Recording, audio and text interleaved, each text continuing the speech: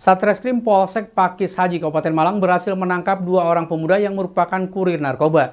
Dari penangkapan tersebut, polisi menyita narkoba jenis ganja kering sebanyak 9 poket. 2 pemuda yang berhasil diringkus Satreskrim Polsek Pakis Haji karena kasus narkoba yakni Anggi Wijaya berusia 21 tahun, warga desa Wonokerso, dan Bagus Pratomo berusia 22 tahun, warga Karangduren, Kecamatan Pakis Haji, Kabupaten Malang. Kedua pelaku ini merupakan kurir narkoba jaringan Lapas Lowaru yang hendak mengirimkan pesanan narkoba jenis daun ganja kering kepada pembelinya di kawasan Kecamatan Pakis Haji. Dalam penangkapan tersebut, polisi menyita 9 poket daun ganja kering yang siap edar. Setiap kali mengambil barang dengan bandar yang diketahui berada dalam Lokwaru, kemudian akan diantar kepada pemesan. Mereka menggunakan sistem ranjau dengan kesepakatan yang sudah dijanjikan antara bandar dengan pemesan. Kapolsek Pakis Haji AKP Sutomo mengatakan, tertangkapnya kedua pelaku ini berkat informasi dari masyarakat jika akan adanya transaksi narkoba. Dari informasi tersebut, anggota Reskrim Polsek Pakis Haji langsung melakukan pengintaian dan penangkapan kedua kurir yang akan menaruh barang dengan sistem ranjau. Sementara kedua pelaku mengaku belum pernah mendapatkan hasil dari menjadi kurir karena keduanya baru berjalan sekali.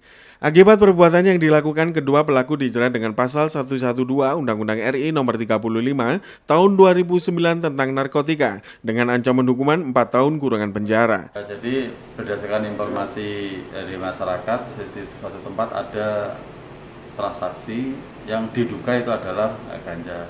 Setelah itu kami mendalami laporan itu, terus kami melakukan penyelidikan sehingga kita menunggu di suatu tempat yang memang biasanya digunakan untuk itu. Nah, jadi dari hasil pengamatan yang dilakukan oleh rekan-rekan, akhirnya kita dapat melihat gerak-gerik seseorang yang mencurigakan. Setelah itu kita adakan penyidikan lebih lanjut dan kita tangkap. Setelah kita tangkap, kita lihat ternyata yang bersangkutan telah membawa beberapa paket kecil ganja, yaitu sejumlah 9 paket. Ini adalah jaringan pengembangan jaringan yang ada di Lapas Lowaru, di mana mereka akan berupaya memasarkan barang ini ke wilayah Pakis Haji. Pokoknya per bungkusnya sendiri berapa? Apanya? Per bungkusnya sendiri dihargai berapa? Ini adalah 100.000 per paketnya ini. Per paketnya adalah 100.000. Simon Alfredo melaporkan. Seiring meningkatnya kasus COVID-19 di Kota Malang, pemerintah Kota Malang memutuskan untuk mengembalikan pembelajaran tatap muka ke pembelajaran daring atau online 100%. Kondisi ini dilakukan untuk mencegah persebaran COVID-19 di lingkungan sekolah. Hal ini dikatakan oleh Wali Kota Malang Sutiaji. Ia mengatakan mulai Senin 14 Februari 2022 mendatang, pembelajaran tatap muka atau PTM akan dikembalikan ke pembelajaran daring 100%. Hal ini dikarenakan kasus penyebaran COVID-19 di Kota Malang saat ini menunjukkan tren peningkatan yang signifikan. Bahkan di beberapa sekolah di Kota Malang, terdapat banyak siswa dan guru yang positif terpapar COVID-19. Sutiaji juga menambahkan bahwa pembelajaran daring 100% akan dilakukan selama 2 pekan ke depan sambil dilakukan evaluasi. Jika ada tren penurunan kasus, maka pembelajaran tatap muka akan kembali diberlakukan. Sutiaji juga berharap agar di akhir bulan Februari nanti kasus persebaran COVID-19 di Kota Malang kembali turun. Untuk itu masyarakat dihimbau untuk tetap menjaga protokol kesehatan di tengah meningkatnya kasus persebaran COVID-19. Kami online semua, semuanya daring, mulai Senin. Bang, sebegitu parakah Pak? Bukan, ini kan maksud saya nanti mungkin hanya 2 minggu kita sudah, saya yakin ya, saya punya keyakinan di akhir Februari udah landai. Jadi puncak-puncaknya kita lihat fluktuasinya kan gini. Jadi seperti kemarin kan penambahannya 400 ya, ke semuanya 190 sekian. Itu nanti kalau terus ini semakin banyak yang terpapar, terus dia nanti sembuh, berarti kan akan terjadi herd immunity-nya masyarakat kita sudah tahu. Pak, maka sesuai Nah, saya punya kalau itu kebijakan saya sendiri ya. Saya pandang memang ini sudah saya daring dulu. Pak, ya. yang Batas waktu sampai kapan kita lihat nanti ya. Pak, yang menjadi pertimbangan daring ini Pak? Ya tadi karena fluktuasi gini, melonjaknya ya. Melonjaknya dan kita kan nanti nunggu sampai kapan. 50% baru saya terapkan kemarin. Terus contoh aja kemarin kan ada yang dari siswa yang terpapar juga. Akhirnya udah kita bisa jadi itu 2 minggu kita daring, setelah kita lihat perkembangannya, karena saya punya insting saya di Februari akhir mudah-mudahan sudah mulai. Koordinasi cabang dinas gimana? Saya sementara yang saya kan dari gubernur saya sudah minta ya, dari Depak sudah, Depak sepakat itu. Nah, kalau di kami kan sudah TK sampai SMP, SMA nanti saya koordinasi. Simon Alfredo melaporkan. Tingginya kasus COVID-19 di Kota Malang menyebabkan permintaan bed occupancy rate atau BOR di Rumah Sakit Saiful Anwar Malang meningkat. Hingga saat ini sebanyak 40% BOR di RSSA Malang sudah terisi. Tingginya kasus COVID-19 di Kota Malang yang terjadi belakangan ini membuat bed occupancy rate atau BOR di Rumah Sakit Saiful Anwar Malang sudah terisi 40%. Wakil Direktur Rumah Sakit Saiful Anwar Malang, Dr. Saifullah Asmiragani mengatakan, peningkatan BOR di RSSA Malang terjadi sejak 2 pekan terakhir. Sebelumnya, ketersediaan BOR di RSSA Malang hanya 8% saja. Namun seiring meningkatnya kasus COVID-19, ketersediaan meningkat menjadi 40%. Dari total 90 bed isolasi yang disediakan RSSA Malang, 40 bed diantaranya sudah terisi. Sementara dari total jumlah pasien yang dirawat di RSSA Malang, mayoritas mengalami gejala sedang, sedangkan yang mengalami gejala berat sebanyak 4 pasien. Pihak RSSA Malang juga telah menyiapkan beberapa ruangan jika terjadi lonjakan kasus COVID-19 dan siap menambahkan dari 90 bed menjadi 250 bed. Sementara hingga saat ini jumlah kasus aktif COVID-19 di Kota Malang mencapai 800 lebih. Kota Malang sendiri merupakan urutan ketiga dengan kasus tertinggi di Jawa Timur setelah Surabaya dan Sidoarjo. Yang menjadi perhatian kami memang tren kasus ya yang memang cenderung meningkat. Minggu lalu masih sekitar 30% dari jumlah bed yang kami sediakan. Jadi kami sudah mempersiapkan untuk saat ini ada 90 yang memang sudah kami dedikasikan untuk itu. Dan hari ini sudah terisi 40, jadi hampir mendekati 50% ya. Namun kita sudah mempersiapkan beberapa ruangan yang nanti akan kita kembangkan seandainya memang terjadi lonjakan. Dan saat ini yang kita rawat yang dalam kriteria yang berat ya, yang sampai menggunakan alat bantu nafas itu masih baru 4. Yang lainnya kategori yang sedang ya. Dan yang kita rawat saat ini dari 40 itu sekitar 23 seingat saya itu ya, yang terkonfirmasi, yang sisanya masih probable, masih dalam penyelidikan ya. Jadi kita nanti memeriksakan swabnya untuk yang kedua. Kalau memang bukan ya kita exclude dari ruang perawatan. Karena memang saat ini ada demam berdarah juga yang memiliki gejala yang sama dengan gejala COVID ya. Hingga sementara ini begitu kondisi. Pak, kalau tren peningkatannya itu mulai kapan sih Pak kalau dihitung dari di RSUD? Kalau kami lihat ini sekitar 2 minggu terakhir ini. Kira-kira 3 minggu yang lalu kami masih di bawah 1 digit, jadi 6, 7. Tapi 2 minggu ini sudah mulai di atas 20. Hari ini kita sudah mencapai angka 40. Ini diprediksi akan terus naik atau seperti apa Pak? Memang kita akan memprediksi naik ya, namun tentunya karena pengalaman sebelumnya kita sudah mempersiapkan juga bagus, dan pendekatan teritorial saya rasa sudah sangat bagus dikerjakan oleh baik itu di tingkat level provinsi maupun kabupaten, seperti penyediaan isoter dan rumah sakit lapangan. Dok, apakah dari sejumlah pasien tersebut ada yang terinfeksi Omicron? Sampai saat ini memang berdasarkan hasil pemeriksaan yang kami kirim ke Surabaya, itu sebagian besar masuk dalam probable Omicron.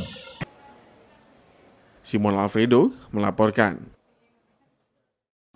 Terima kasih Anda masih bersama kami Info 7 Malang Raya. Menjelang libur akhir pekan, penumpang angkutan umum semakin sepi. Meningkatnya kembali persebaran COVID-19 berdampak pada proses pembelajaran tatap muka yang belum bisa berlangsung 100%, menyumbang menurunnya jumlah penumpang angkutan umum. Pemberlakuan pembelajaran jarak jauh atau secara online dan masih berlangsung 50% menyumbang berkurangnya jumlah penumpang dari kalangan pelajar.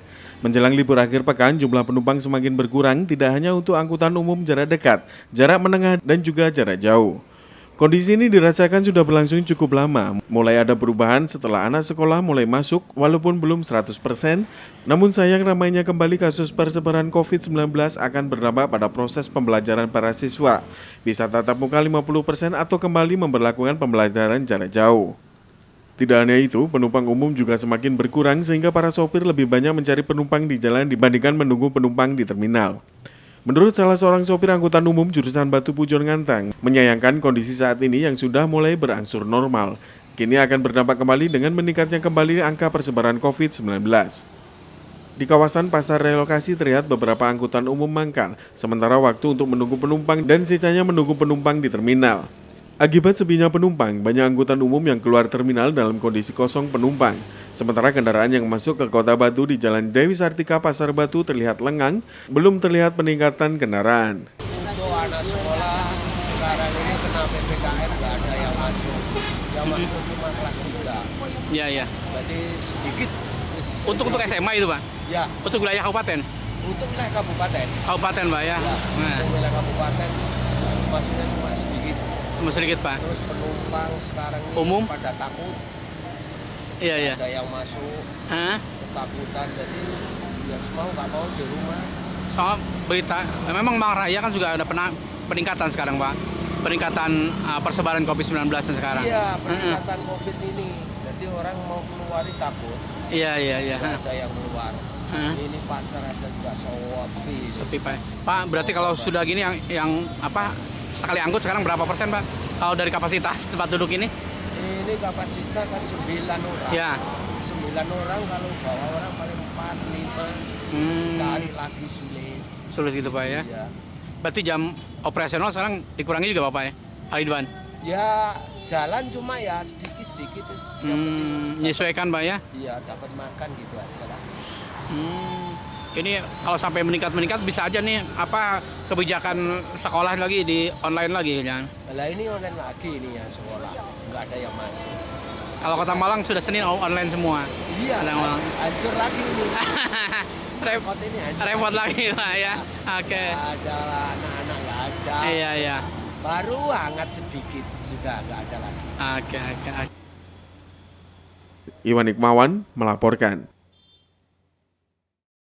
Menurutnya permintaan dan pasar cenderung sepi berpengaruh pada harga jual sebagian besar sayuran di Pasar Mantung, Kabupaten Malang.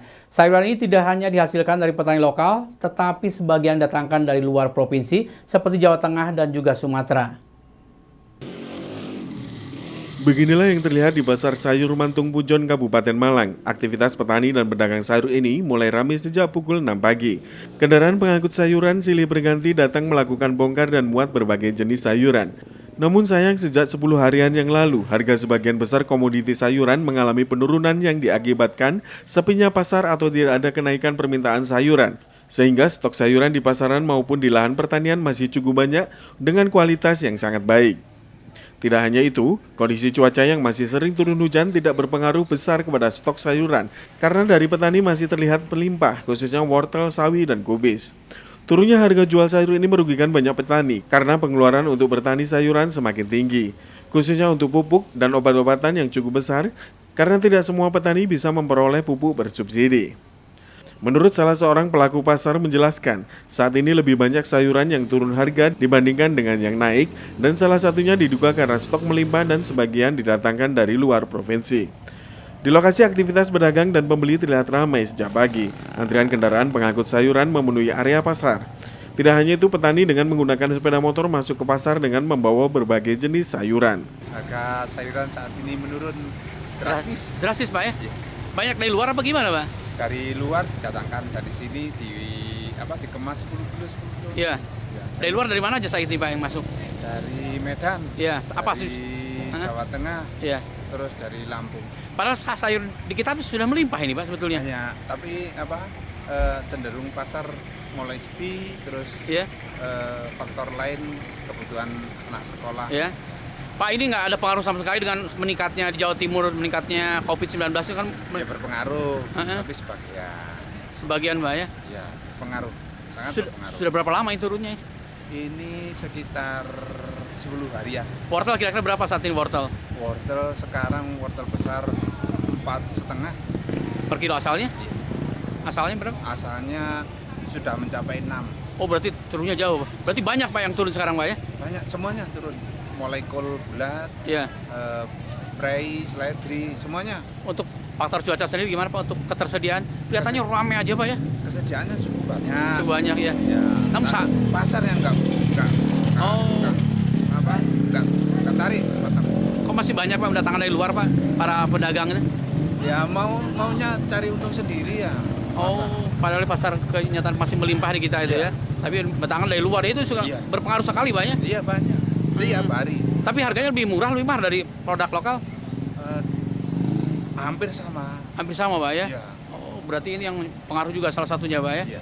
Oke. Pak, ini kan 1 bulan lebih kan tinggal mau puasa, awal puasa Pak, 1 bulan lebih Pak ya? Iya. Kira-kira prediksi gimana dekat puasa ini? Menurun lagi. Menurun lagi? Iya. Apalagi kondisi ini semakin ini Pak ya? Parah, ya. Iwan Hikmawan melaporkan.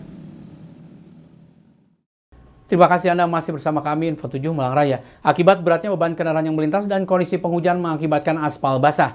Lubang jalan semakin banyak di jalan penghubung Karangploso menuju Kota Batu. Kondisi ini dikhawatirkan pengguna jalan karena bisa mengganggu keamanan, kelancaran, dan lubang jalan menunggu penambalan. Beginilah yang dirasakan oleh warga dan pengendara yang melintas di jalan penghubung Karangploso menuju Kota Batu.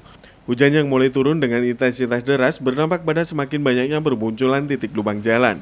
Kondisi ini tentu saja harus diwaspadai pengguna jalan karena bisa mengganggu kenyamanan dan juga keamanan pengendara yang melintas, khususnya pada saat hujan turun. Seperti yang terlihat di sepanjang jalan raya Karangploso menuju Batu melintasi Tawang Argo, Donowari yang menuju arah Giripurno. Kondisi badan jalan sudah berlubang dan retak kembali, padahal beberapa waktu yang lalu sudah ada penambalan lubang jalan. Jalan ini sangat ramai dilintasi kendaraan berat seperti truk, bis, maupun roda 4 pribadi, khususnya pada hari Sabtu menjelang libur akhir pekan dan hari Minggu. Menurut salah satu sopir angkutan umum menjelaskan, selain akibat berat beban kendaraan yang melintas, juga belum maksimalnya fungsi saluran air pinggir jalan sehingga air meluap ke badan jalan pada saat hujan turun deras. Banyak pihak berharap jalan segera ada penambalan untuk keamanan dan kelancaran pengguna jalan. Mulai jam berapa tadi Pak kelihatan ramainya Pak? Saya naik ke sini jam 8:30 Tapi setiap akhir pekan gitu Pak ya? Setiap malam Sabtu sampai Minggu. Padat ya? Padat. Kalau Jumat sore itu jam Pak, ini kondisi jalannya Karangploso itu Tawang Argo tuh sudah banyak lubangnya, betul Pak? Banyak yang lubang, udah kurang lebar juga. Kurang lebar Pak? Iya, Pak, itu karena pengaruh apa Pak? Pengaruh berat beban kendaraan apa memang kualitasnya bagus Pak?